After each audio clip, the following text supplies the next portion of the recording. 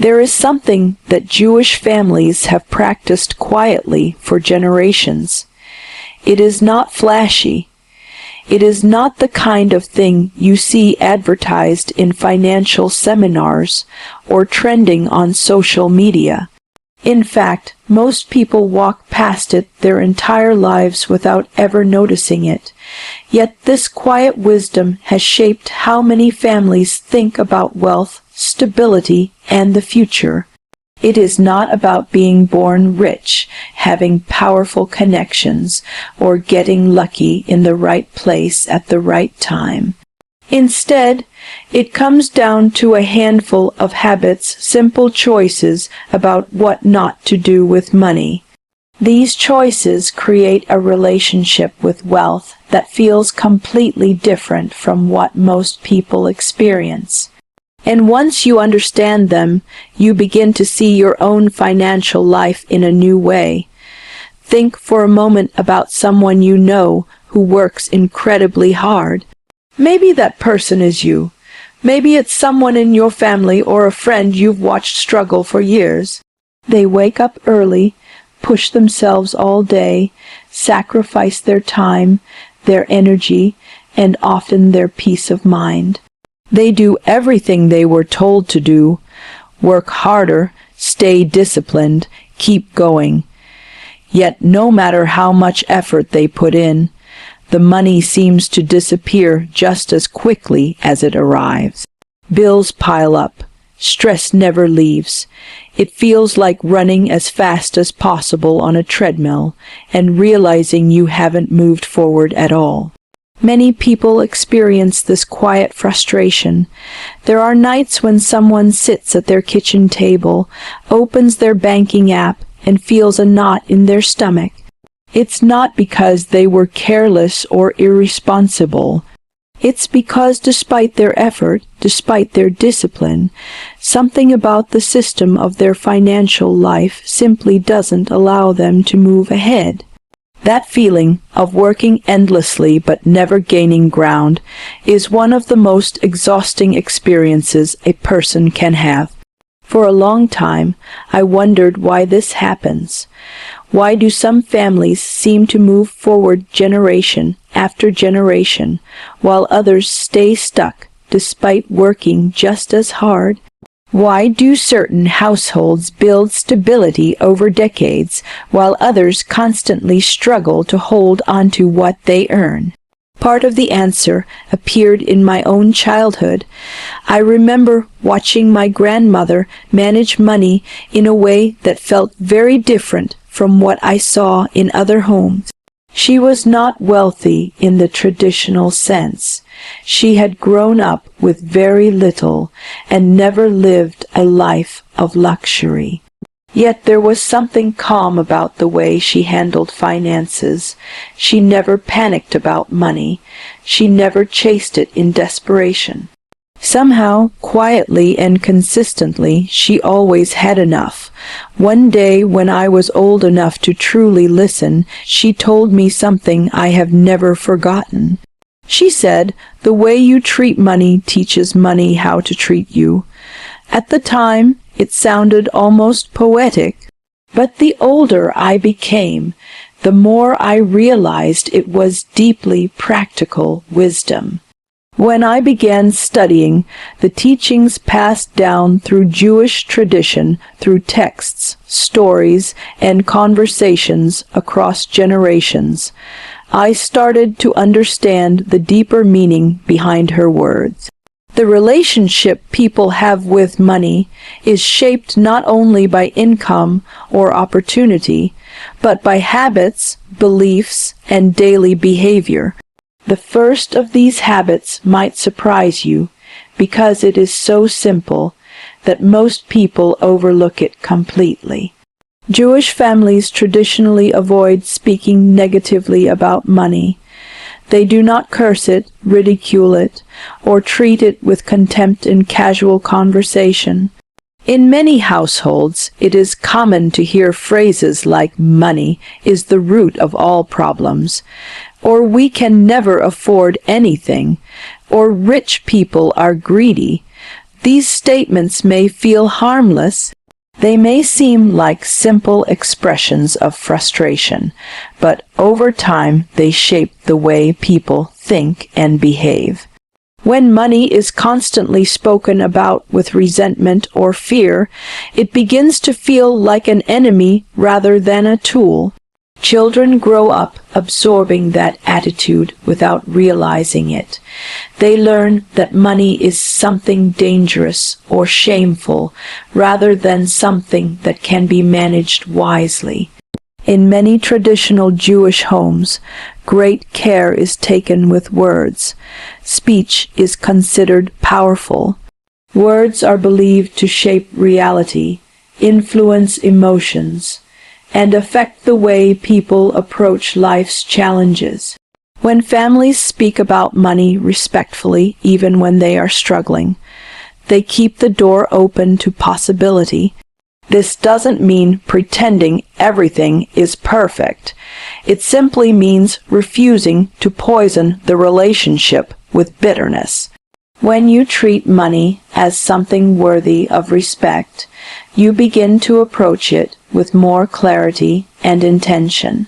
The second habit has to do with celebration. In modern culture, spending has become the most common way people celebrate success or happiness.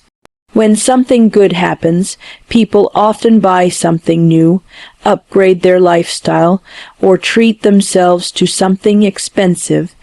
There is nothing inherently wrong with enjoying the fruits of your labor. But when spending becomes the primary form of celebration, it creates a cycle where emotions constantly trigger financial decisions. Traditional Jewish culture emphasizes something slightly different. Celebrations focus less on spending and more on creating meaningful experiences. Gatherings around the table, shared meals, conversations, and rituals play a much bigger role than expensive purchases. The idea behind this is simple. Joy does not need to come with a large price tag. When people learn to celebrate through connection, gratitude, and shared experiences, they reduce the pressure to constantly spend in order to feel fulfilled. This shift may seem small, but over time it changes the entire rhythm of a household's finances. Instead of money flowing out whenever emotions run high, spending becomes more intentional. The third habit involves generosity. Many Jewish families practice a tradition of giving a portion of their income to help others. This practice is often seen not merely as charity, but as a responsibility and a way of maintaining balance in life. Giving regularly creates a mindset of abundance rather than scarcity. When people share what they have, even when it is modest, they reinforce the belief that resources flow through their lives rather than stopping at them. Interestingly, this habit often has psychological benefits as well. When people give consistently, they tend to think more carefully about their finances overall. They budget more thoughtfully, spend with greater awareness, and develop a stronger sense of purpose around money. The fourth habit centers on seeking counsel. Financial decisions can carry enormous consequences, yet many people make them completely alone. They sign contracts, start businesses, or make investments without asking for advice.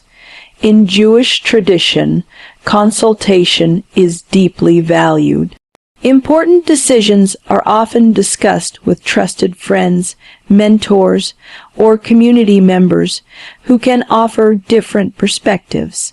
The purpose is not to surrender independence, but to reduce blind spots. When several thoughtful people examine an idea together, they often catch risks or opportunities that one person might miss. This habit of seeking counsel protects families from impulsive decisions and encourages more thoughtful planning. The fifth habit involves the home environment. In many Jewish households, the home is treated as a center of stability and intention.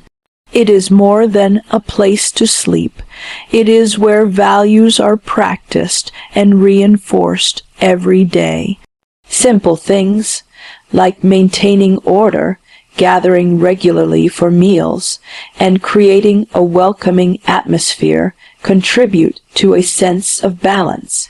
When the home feels peaceful and purposeful, it supports clearer thinking about work, relationships, and finances. A chaotic environment often reflects a chaotic mindset, but a home that feels organized and cared for tends to nurture a stronger sense of direction. When you step back and look at these habits together, a pattern begins to emerge. None of them involve secret formulas or complicated financial strategies. Instead, they focus on mindset, discipline, and daily behavior. They encourage people to respect money rather than fear it, to celebrate life without constant spending, to practice generosity, to seek wisdom from others, and to build a home environment that supports stability. Over time, these small choices compound. They shape the attitudes children grow up with. They influence how families handle opportunity and adversity. They quietly create the conditions where wealth can grow and endure. Perhaps the most important lesson behind all of this is that wealth is not purely about numbers in a bank account. It is about the relationship people develop with resources, responsibility, and each other. When that relationship is built on respect, intention, and discipline, the results often look remarkable from the outside. But from within the family, they simply feel like a natural way of living.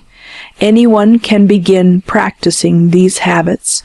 They do not require special connections or large amounts of money. They begin with awareness, with small changes in language, behavior, and perspective. When people shift how they think about money, even slightly, they often discover that their financial lives start to change as well. Opportunities appear more clearly. Decisions become more thoughtful. Stress begins to fade. And perhaps most importantly, the sense of constant struggle begins to transform into a feeling of direction. The journey towards stability and prosperity rarely happens overnight. It unfolds gradually through daily choices that reinforce the kind of life a person wants to build. By adopting habits that emphasize respect, gratitude, generosity, wisdom, and intention, families can create a foundation that supports not only financial growth, but also deeper fulfillment. And that foundation, quietly passed from one generation to the next, may be one of the most powerful forms of wealth a family can possess.